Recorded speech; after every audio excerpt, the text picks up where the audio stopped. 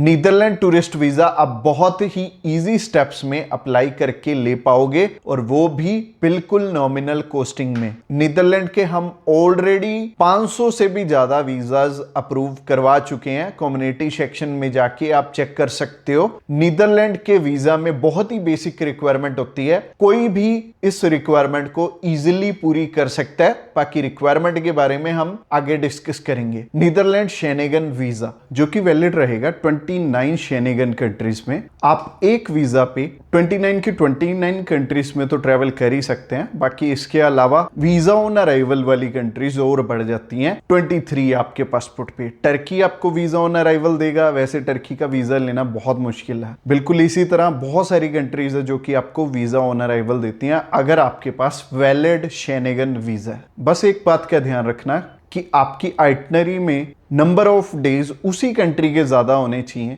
जिस कंट्री का वीजा आप अप्लाई कर रहे हो। अब बात करते हैं कुछ एक मिस्टेक्स की जो कि आपने अवॉइड करनी है। शेनेगन जितनी भी कंट्रीज है ना, मैक्सिमम कंट्रीज में confirm hotel booking, confirm air ticket की जरूरत नहीं होती। वीजा आना होगा तो डायरेक्टली आपका होल्ड वाली एयर टिकट पे भी आ जाएगा। तो बहुत सारे लोग अपने पैसे बर्बाद कर देते हैं। अभी हमारे पास एक कपल आए थे, उन्होंने लगभग 2 से 3 लाख रुपए की टिकट उनकी वेस्ट ही चली गई। तो जब भी वीजा अप्लाई करना है हम होल्ड वाली टिकट पे भी कर सकते हैं इस वीजा को अप्लाई करने से पहले। पर मैं सलाह ये देता हूं कि ट्रैवल हिस्ट्री की कोई जरूरत नहीं है जब भी आपने शेनेगन वीजा अप्लाई करके लेना है। और इवन जितने भी आज तक के हमारे वीजाज लगे हैं वो बिना ट्रैवल हिस्ट्री के ही लगे हैं। अगेन वो ही बात है कि शेनेगन 29 कंट्रीज हैं, कोई ना कोई कंट्री ना एक टाइम पे वीजा दे रही होती है। तो बेटर है जिस कंट्री से रिजल्ट अच्छे निकल रहे हैं उसी कंट्री का अप्लाई करके हम वीजा ले लें, रादर देन कि हम 2-3 कंट्रीज में घूमने पे 1-2 लाख रुपए वेस्ट करें, उसके बाद वीजा अप्लाई करें। और सही ढंग से अगर मान लो हम रिक्वायरमेंट ही नहीं अपनी देख रहे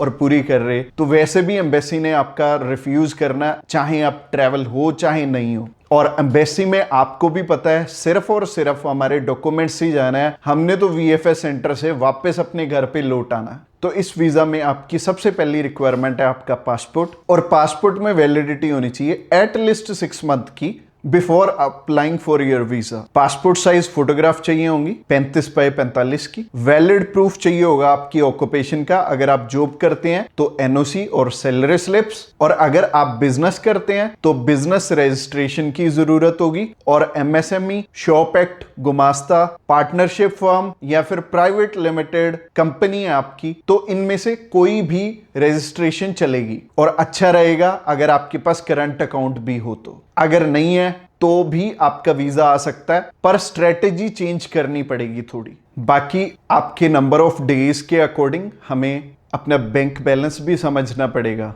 कि अगर मान लो आप ट्रैवल कर रहे हो 5 से 7 दिन के लिए तो 3 से 3.5 लाख रुपए आपके लिए सफिशिएंट रहेंगे। पर आपने अगर 1 या 2 महीने के लिए जाना है तो आपको 6 से 7 लाख रुपए, 8 लाख रुपए चाहिए होंगे। और अगर आप सिंगल एप्लीकेंट हो तभी इतना बैंक बैलेंस चाहिए। अगर आप अपनी फैमिली के साथ ट्रैवल कर रहे हो तो आपको कम से कम 8 से 10 लाख रुपए दिखाने पड़ेंगे जब भी आपने ट्रैवल करना। इसके अलावा आईटीआर्स की भी रिक्वायरमेंट होगी इस वीजा में। बाकी अगर आप मैरिड हो तो मैरिज सर्टिफिकेट लगेगा, और अगर आपके बच्चे भी हैं तो बच्चों का बर्थ सर्टिफिकेट भी साथ में अटैच करना होगा। और बैंक बैलेंस, ऑक्यूपेशन प्रूफ, आईटीआर्स, यही आपके मेजर डॉक्यूमेंट्स हैं और जिनके बेसिस पे एम्बेसी आपको जज करती है कि आपको वीजा देना चाहिए या नहीं देना चाहिए। और अगर ये 3 डॉक्यूमेंट्स आपस में अलाइन है तो अच्छा रहेगा, और अगर ये तीनों डॉक्यूमेंट्स आपस में अलाइंड नहीं है तो आपको गाइडेंस ले लेनी चाहिए। और हम रेडी हैं आपकी हेल्प करने के लिए।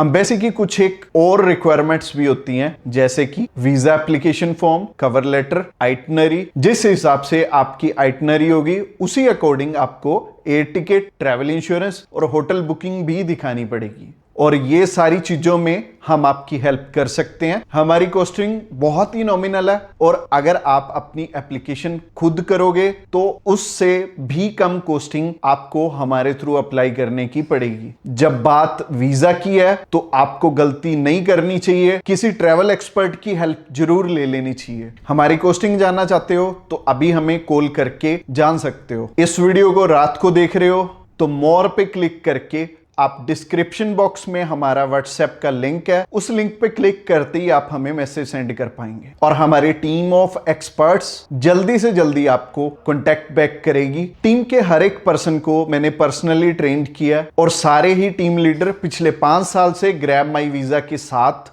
हजारों ही लोगों की हेल्प कर चुके हैं और सक्सेसफुली बहुत सारे वीजाज इनकी गाइडेंस के थ्रू लोगों ने लिए हैं। और ये छोटी सी वीडियो में मैं सारे प्रोफेशन कवर नहीं कर पाऊंगा। आप हमें कॉल करोगे तो आपको गाइडेंस मिल जाएगी। तो अगर आप अनएम्प्लॉयड भी हो तो भी आप अपना वीजा ले सकते हो। For more details call us right now. Next video में मैं आपको प्रोसेस और कॉस्टिंग के बारे में बताने वाला हूं, तो उस वीडियो पे क्लिक करके आप उस वीडियो को भी जरूर से चेकआउट करना।